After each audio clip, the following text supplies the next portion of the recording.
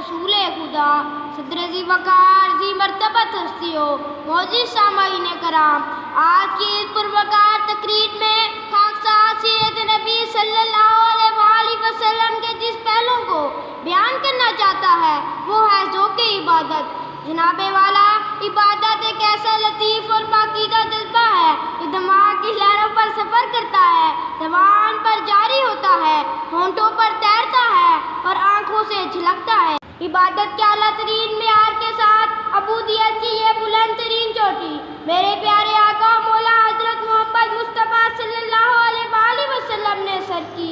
मौजूद सामाईन कराम, उठिए चलिए रात के उस सन्नाटे में जहाँ कब्रिस्तान से उठने वाली आवाज़ उस आशिक़ यार अज़ल की है। हजूर सजदे में पड़े, सीना हंडिया की तरह उबल रहा है। जनाबे वाला, अल्फाज पे गौर फरमाइए, सुभानका व बिहम्दिका ला इलाहा इल्ला अंता।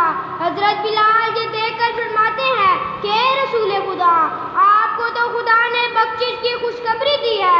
तो आप सल्लल्लाहु अलैहि वसल्लम ने फरमाया, ए बिलाल, क्या मैं खुदा का शुक्रगुजार बंदा ना बनूं? जनाबे वाला, वो कौन सी ताकत थी जिसने बदर के मैदान में नहत्ते और कमजोर मुसलमानों को दुश्मन की ताकतवर फौज पर फतह अता की? ये इबादत तो थी, हाँ ये इबादत तो थी जो मारा मैदा की नवीद में ढल गई।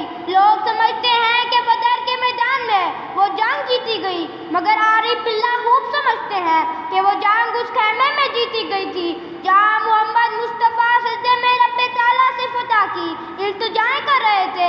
अल्लाह अल्लाह, कुर्बान जाऊं मैं ऐसे आशिक़ सादी पर। खुशी की खबर सुनते तो सजदा शुक्र बजा लाते, वफात की खबर सुनते तो नमाज़ जनाजा पढ़ते, मुसर्रत का दिन आए तो नमाज ईद अदा करते, कैद साली का खर्चा है तो नमाज इस्तिस्का अदा करते। और इन तमाम अमूर में से कोई भी ना हो तो महज अपने रब की हम्द व सना की खातिर नवाफिल के लिए सर पर सुजूद हो जाते कि दुश्मन भी ये देख के बेख्तियार पुकार उठता, आशिका मुहम्मदन रब्बाहू, खुदा